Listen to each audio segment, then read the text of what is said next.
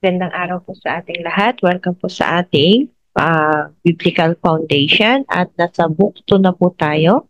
So tapos na po tayo doon sa ating book 1 and congratulations sa lahat po ng mga nakatapos. Praise God at purihin ang Diyos sa buhay ninyo sapagkat natapos ninyo ang lahat ng aralin natin sa Biblical Foundation 1. Now let's go to our Biblical Foundation 2.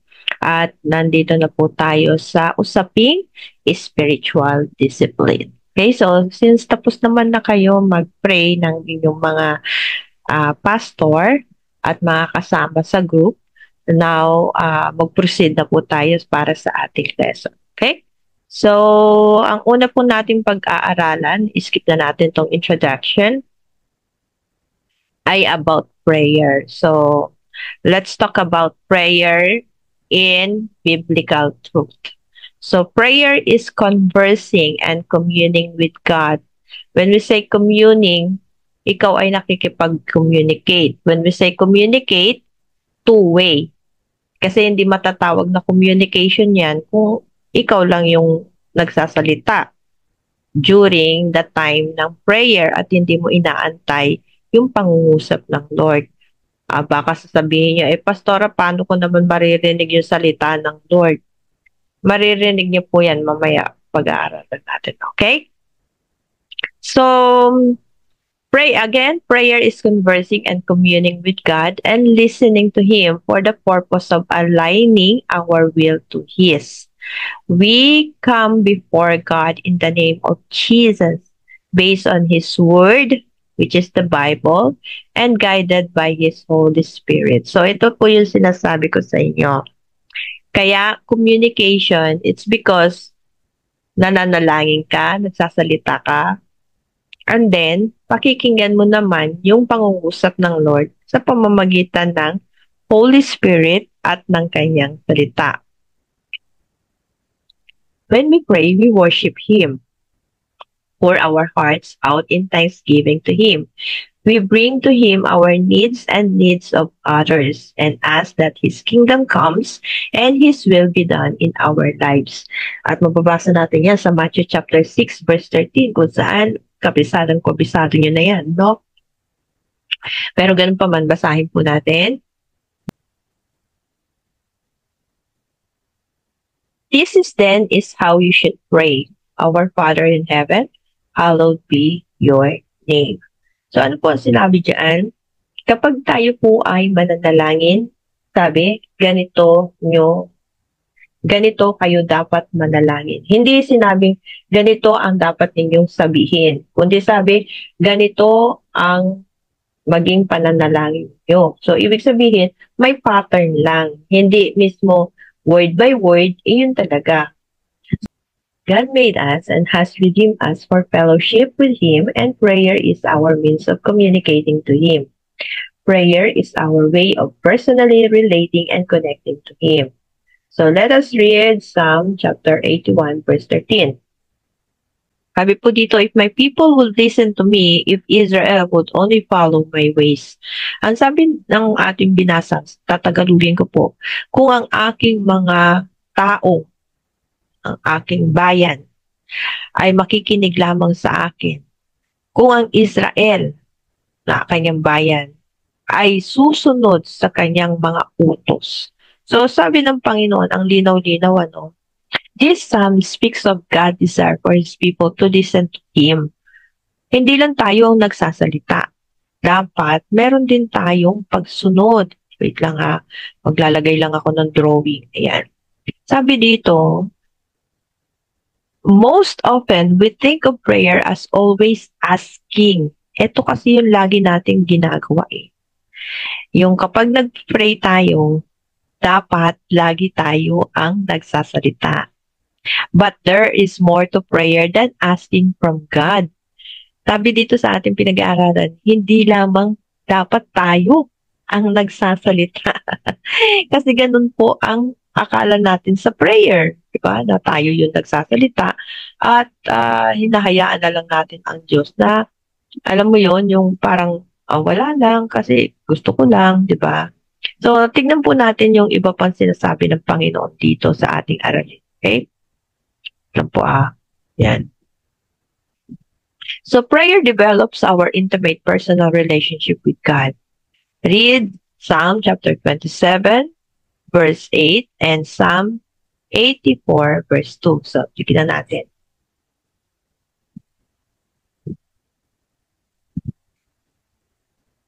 Ayan, sabi po ng Awit 27 verse 8, "My heart says of you, seek His face, your face, Lord, I will seek."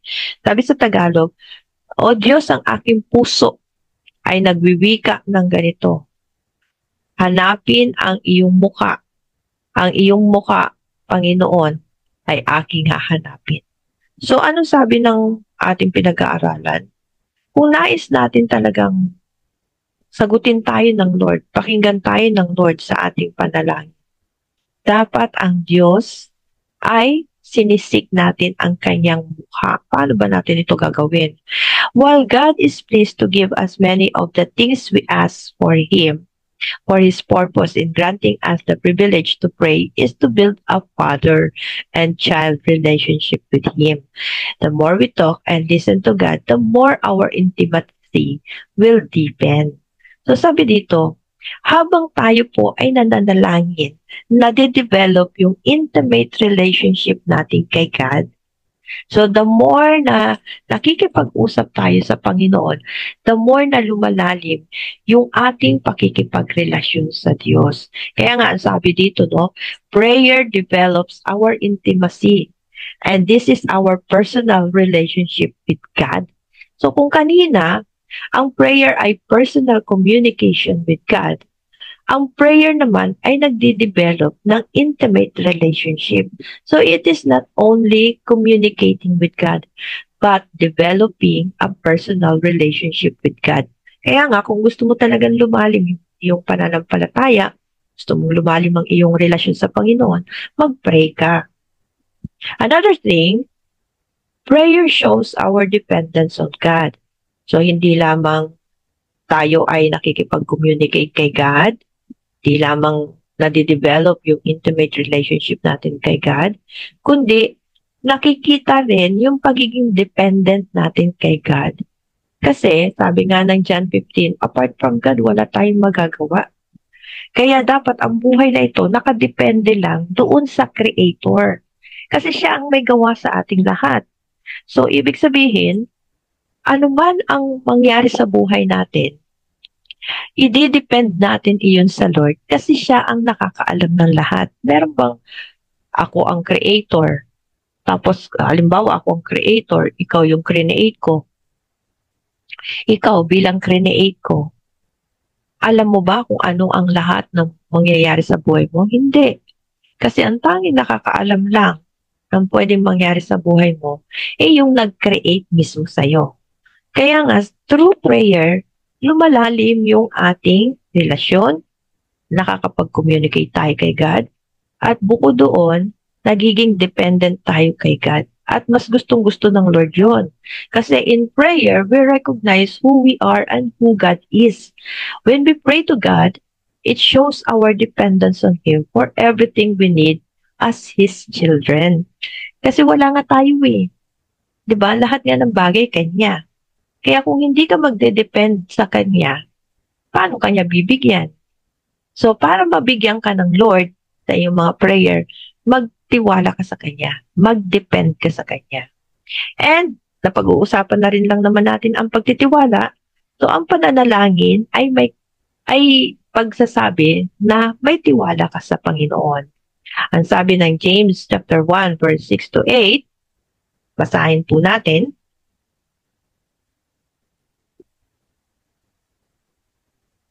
Ayan. But when you ask, you must believe and not doubt. Kapag tayo daw po mananalangin sa Panginoon, may hihilingin tayo, huwag tayong magda-doubt. Because the one who doubts is like a wave of the sea. Dahil ang doubt po ay parang wave or alon sa dagat. Kung saan-saan na lang ito na pupunta. No? Halimbawa, kung ang hangin ay papunta ng west, doon din papunta ang alon. Kung papunta ito ng east, yung hangin papunta ng east, doon din mapupunta ang alon. that person should not expect to receive anything from the Lord. Ang taong nagda-doubt, huwag siyang mag-expect na marireceive niya ang mga bagay-bagay sa Panginoon. Such a person is a double-minded and unstable in all they do. So, ang taong ganon, pabago-bagong isip. Ang tawag po natin sa kanya ay double-minded. No? Doble cara ba? So, when we say double-minded, nagpababago-bago ang isip. Okay? So, let's proceed. God can do amazing things in response to prayer offered in faith.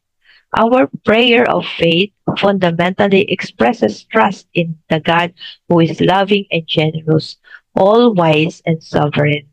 So, ang Diyos natin gustong-gusto niyang lumalapit tayo sa Kanya. Kasi yun nga ay pagsasabi na nagtitiwala tayo sa Diyos. Pero, kung ang isip naman natin ipabago-bago, wala ring saysay. Lumapit ka nga, pero nagbabago naman ang isip mo. Iingin ko ba ito? Parang hindi naman mangyayari. Kasi kahit na ipag-pray ko, parang imposible naman. Lalong hindi ka mabibigyan. Kasi nag-pray ka nga, pero nagda-doubt ka, hindi ka pa rin makaka-receive. Kaya kinakailangan, pag nananalangin tayo, fully trust tayo sa Lord na ibibigay niya talaga yun. At huwag pagbago-bago ng isip. Prayer according to God's will. So, pag nananalangin po tayo, dapat ayon sa kalooban ng Diyos. So, sabi natin kanina, ang prayer ay isang uri ng komunikasyon sa Panginoon. Ang prayer ay nagbibigay ng malalim na relasyon sa Panginoon. Ang prayer ay pagsasabi na nakadependent tayo sa Panginoon. That apart from Him, wala tayong magagawa. At ang prayer ay dapat sinasabayan ng pananampalataya. Dahil pag walang pananampalataya at pabago-bagong isip, hindi pa rin ibibigay ng Lord kahit na humihingi tayo at nakadependent tayo sa Kanya. Now, another thing is prayer according to God's will. Dapat ang pananalangin natin ay base sa kung ano ang nais ng Panginoon at hindi sa nais natin. Basahin nga po natin ang 1 John chapter 5 verse 14.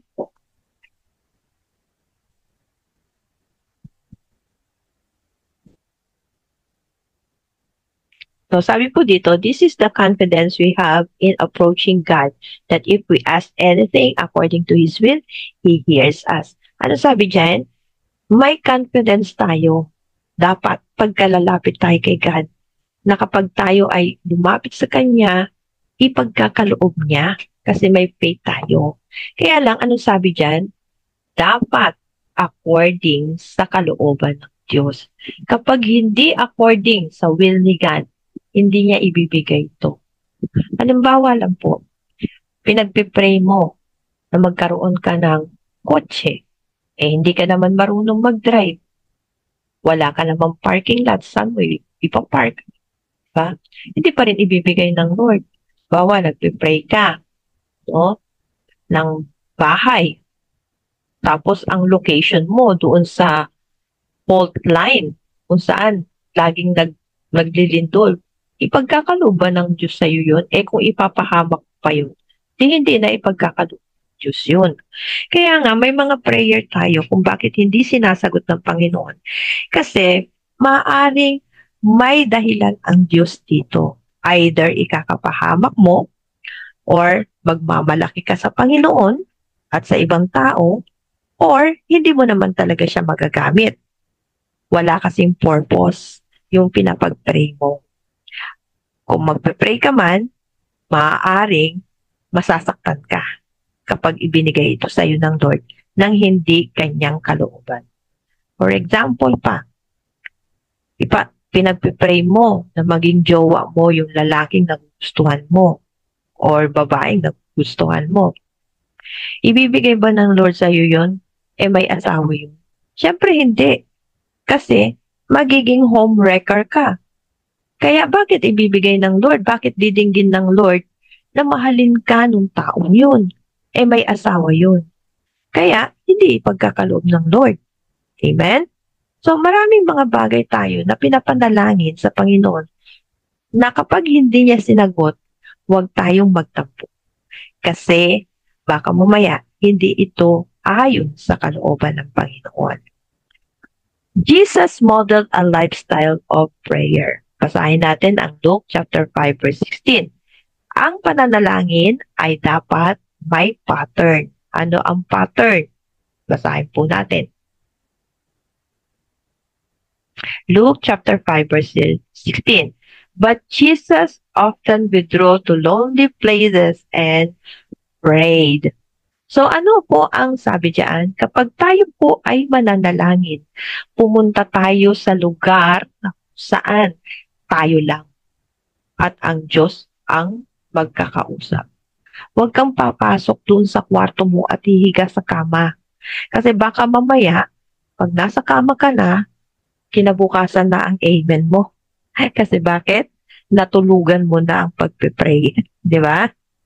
Huwag ka rin naman pupunta doon sa CR. At baka mamaya, yung mga nakakarinig kasi nag-i-echo-echo, baka mamaya kung ano na ang maisip nila sa iyo.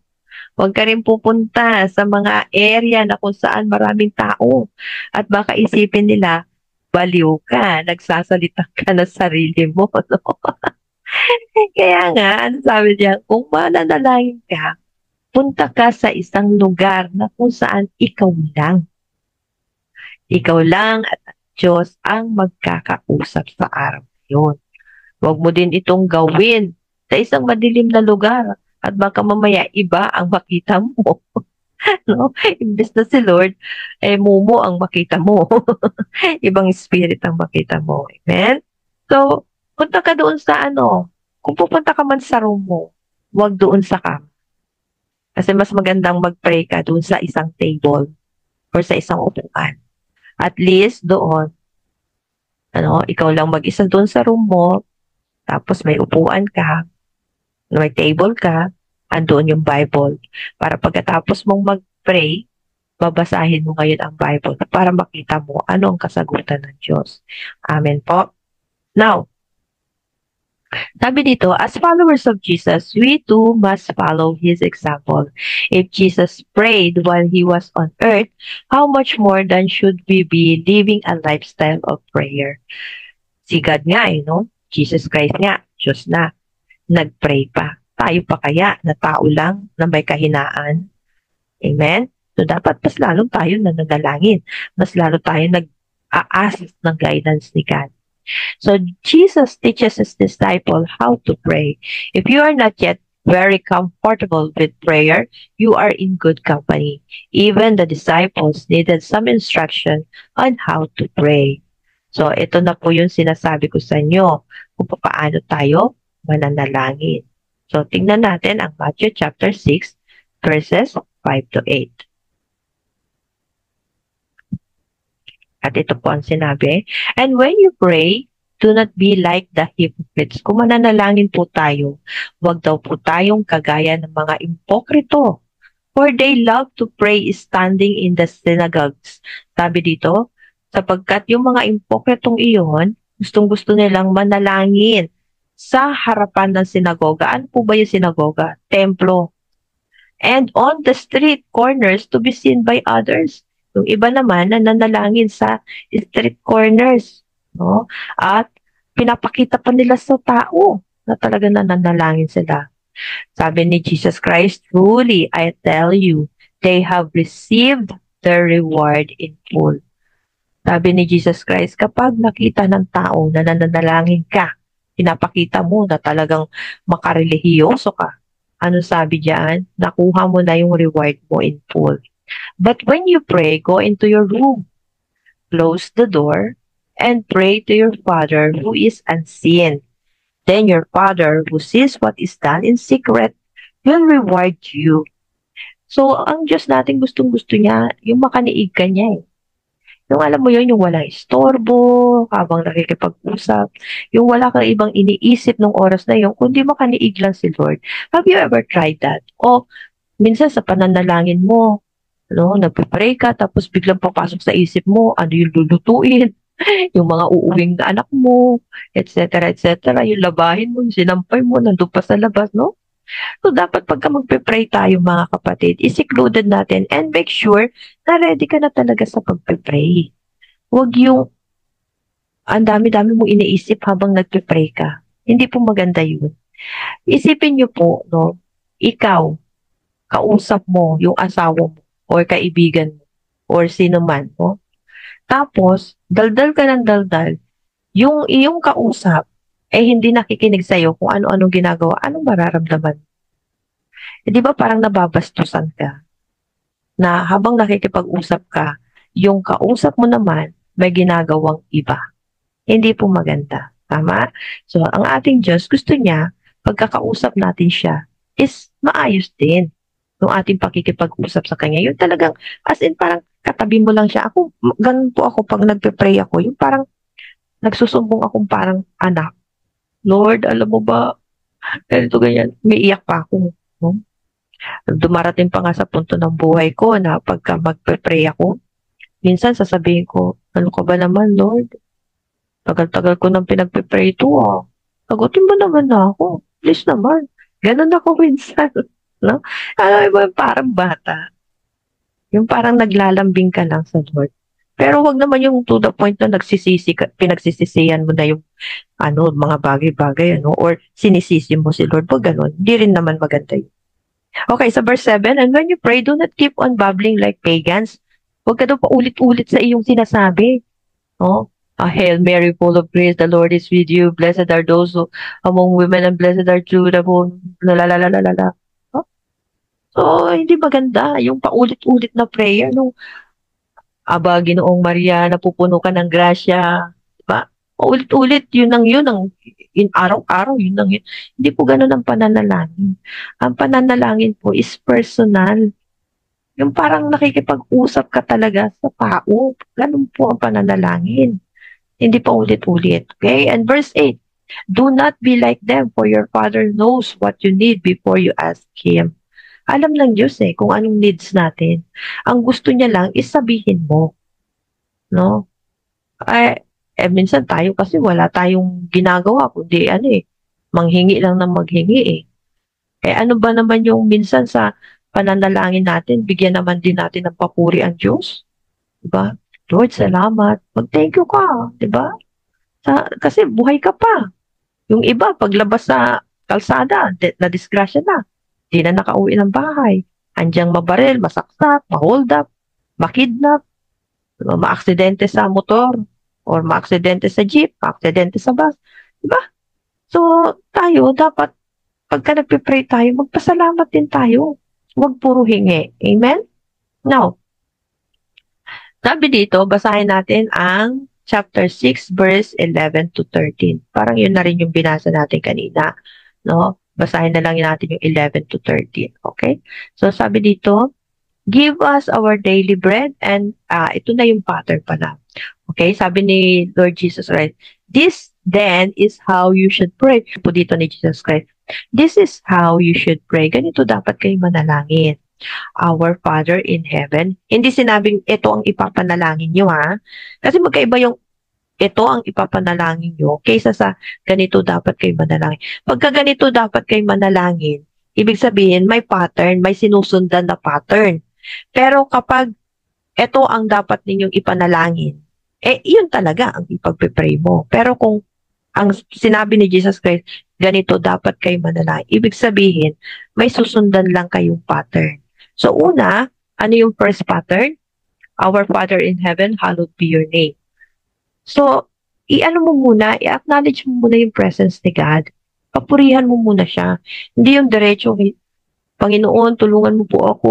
Panginoon, may problema po ako. Panginoon, kailangan ko po ng ganito. Hindi ka agad ganun. Una, purihin mo muna si Lord. Sambahin mo muna siya. Kaya nga sabi dito, our Father in Heaven, hallowed be your name.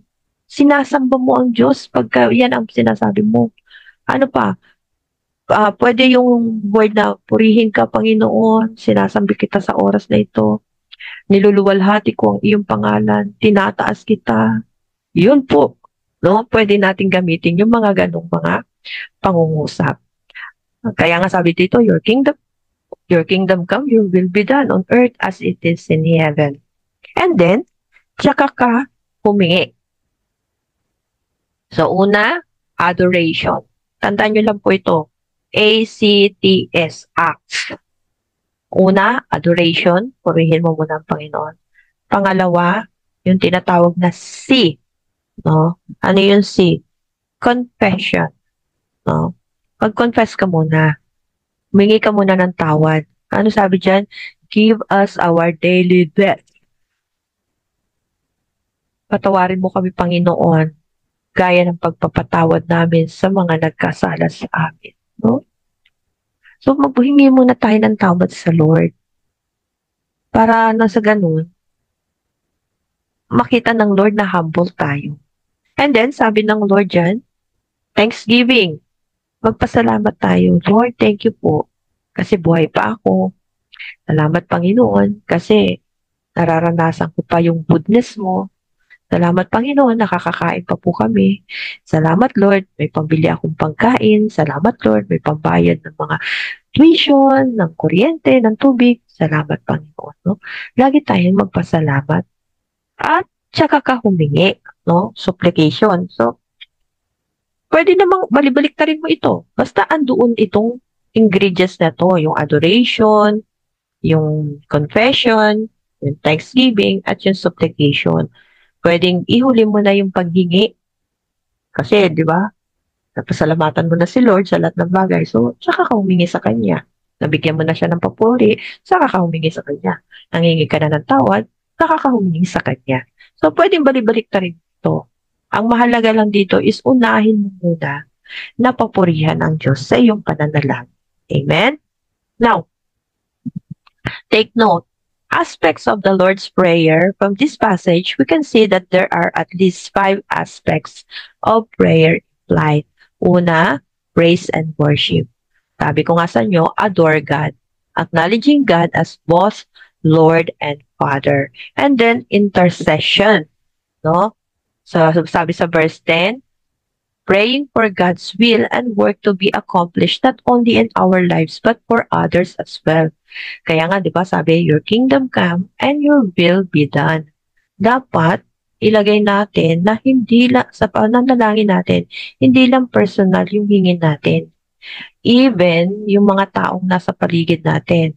For example, sa church, kasama mo sa church, yung pastor mo, pag-pray mo din. No? Baka nangangailangan din ng prayer mo. Hindi yung laging kayo ang pinagpipray ng pastor. Ano pa? Pag-pray mo yung bansa mo. Pag-pray mo presidente. Ipag-pray mo yung mga OFW na nasa ibang bansa na napapakahirap. Ang dami-dami po natin ipag-pray. Sa totoo lang. Huwag lang po tayong laging hingi pagka lalapit sa Panginoon. And then, another thing here sa verse 7 is yung supplication. When we say supplication, yung paghingi mo ng iyong pangangailangan. Okay? And then, confession, acknowledging our need for His forgiveness and grace to purify our hearts. And seeking guidance, asking God to keep us following His will and walking in His way. So, ito po yung pattern ng pananalangin. Hindi naman, basta unahin mo munang purihin ng Diyos, okay? Or, after nyan, is tsaka mo isunod yung either intercession, supplication, confession, seeking guidance. So, alin man dyan sa 4 na yan, B, C, D, E, bahala na kung ano yung susunod. Ang mahalaga, acknowledge mo muna yung presence ni God sa buhay mo kapag nagpe-pray ka. So, more than just giving and receiving, prayer is building an intimate relationship with God. According to 1 Timothy 2:5, how many mediators are there between God and man? Siguro sa susunod na natin pag-aaralan ito, no? Kasi, hindi. Pwede na rin kasi next week is fasting na pala. So, last na po ito, 1 Timothy chapter 2, verse 5.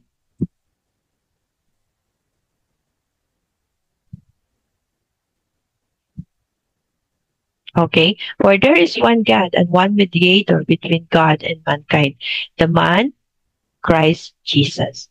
So sabi dito, iisa lang ang tagapamagitan sa Diyos at sa tao. Walang iba kundi si Yesu Kristo. Kaya kung magpe-pray tayo sa mga ribulto, hindi po yun acceptable kay God. Kung magpe-pray ka, nagagamitin mo ang pangalan ni Mary, hindi po yun acceptable kay God or kahit na sinong mga santo-santo. Hindi po yan acceptable kay God. Kasi ang acceptable lang na pananalangin ay yung si Jesus Christ ang ating hinihingan sa ating pananalangin. Lapit ka kay Heso Kristo. Huwag ka ding lalapit sa ribultong Heso Kristo. Kasi hindi yan ang totoong Heso Kristo. Dahil ang Heso Kristo ay spirit na. Kaya dapat hindi ka sa ribulto. Hindi naman naririnig niyan yung iyong sinasabi. Hindi rin yan nakakapagsalita. Hindi ka niyan mahawakan hindi yan makalakad. So, kanino ka hihingi? Kay Jesus Christ through the power of the Holy Spirit. Kaya napakahalaga po ang Holy Spirit Kasi kung walang Holy Spirit, walang mangungusap kay Heso Kristo. Kaya mga kapatid, nung nakaraang pinag-aralan natin yung kapangyarihan ng Holy Spirit, mahalaga yan. Kaya hinihiling po natin yun. Kapag tayo nananalangin, hingin natin yung presence ng God through the power of the Holy Spirit. Amen po? Now, based on what the Bible teaches, who can only be our mediator? Walang iba, kundi si Jesus Christ. So, in your experience, have there been any mediators that you prayed to before? Sa iyong experience, nangyari ba na nanalangin ka sa isang rebulto o kaya sa ibang pangalan na ginamit mo? So kung ginawa mo yan, hingi ka ng sorry sa Lord. Kasi hindi po tama na sa kanila ka humingi. Dapat kay Jesus Christ lang. Now that you know what the Bible says about who our only mediator is, how will you apply this in your prayer life? So ito po yung mga discussion questions natin ngayon, no? Etong number 8. Now that you know what the Bible says, ngayong alam mo na kung ano sinasabi ng Diyos patungkol sa pananalangin, na ito ay means of communication kay God, na ito ay pagdidevelop ng relasyon natin sa Panginoon, ito ay pagkakaroon natin ng dependence kay God. Ang prayer ay isang movement ng faith at ang prayer ay dapat according sa God's will at ang prayer ay dapat maging lifestyle, hindi yung kung kailan lang ikaw nasa mood. At ang prayer ay may pattern. Prayin mo muna siya, mag-intercede ka sa ibang tao, saka ka humingi, supplication, and then confess your sin, meron ko pa nagawang kasalanan, and then seek guidance from God. So, ngayon alam mo na yan yung nais ng Panginoon sa atin kung paano tayo magpe-pray. Ngayon, paano mo ito i-apply sa buhay? So, yan po ang pag-uusapan ninyo sa inyong discussion. Ang mahalaga lang po, dapat maging malinaw sa atin na ang prayer, kung gusto mo talagang hingin sa Lord, yung matagal mo nang hinihingi at hanggang ngayon di pa ina-answer ng God, baka meron kasing mali. No? So, yan lang po yung ating pinag-aralan and salamat po sa inyong pakikinig. Magtanungan po kayo or i-discuss po sa inyo ng inyong pastor ang mga katanungan and mag-discussion. God bless us all po.